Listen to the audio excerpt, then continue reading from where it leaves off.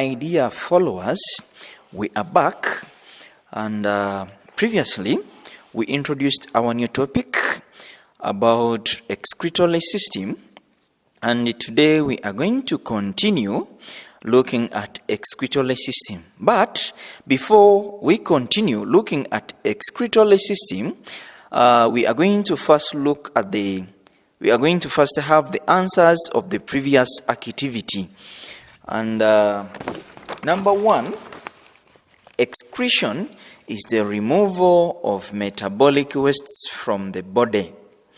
Number two, we have liver, lungs, and kidneys.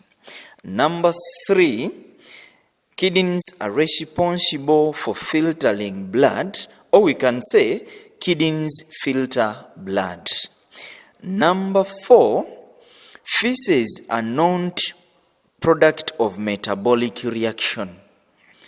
Number five, the right kidney is found under the liver, which is the largest internal organ, than left one, which is under the spleen.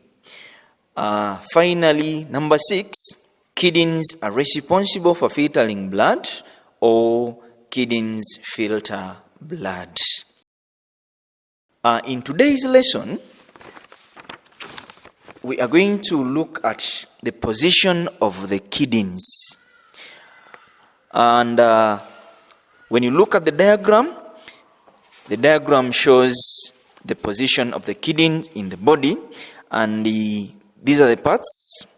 We have the left kidney and we have the right kidney. And previously we said that the left kidney is slightly higher than the right kidney. I think it is well stipulated on the diagram. You can look at it very well. We have another part which is renal artery. We have another part which is renal vein. We have vena cava. We have the urethrosphincter, or sometimes it's called sphincter muscle. We have urethra. We have urinary bladder. We have ureter. We have the renal pelvis and the diaphragm that separates the chest cavity from the abdominal cavity. So that is the position of the kidneys. Having looked at that, now let us look at the cross section of the kidney. If we have got one kidney, how does it look like? The diagram below, and it has the following parts. It has renal artery, it has renal vein. These ones can be separated with the arrows. The way you see, one arrow is pointing outside, another one is pointing inside. So the renal artery, the arrow is pointing inside, and the renal vein, the arrow is pointing outside. We have the pelvis, we have the ureter, we have the cortex, we have pyramid, and we have the medulla. These are the parts of the kidney. We are going to look at the functions of the parts of the kidney. We have the cortex. It is where filtration takes place.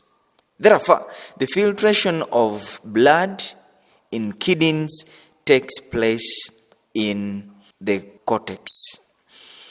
Cortex contains Bowman's capsule, or what we call nephrons. And two, the cortex is adapted to its function by the presence of nephron. In other words, examiners are very funny. They will ask, how are kidneys adapted to their function? The answer is, they have nephrons, or they have Bowman's capsule. That is where the osmoregulation normally takes place. Number two, part two is medulla. It is where selective reabsorption takes place. Also, reabsorption of water takes place. This takes place by the process called osmoregulation. Reabsorption of water takes place in medulla. Let us look at pyramid. Pyramid drains urine into the pelvis. Then let us look at pelvis. It is where urine is collected before passed down to the ureter.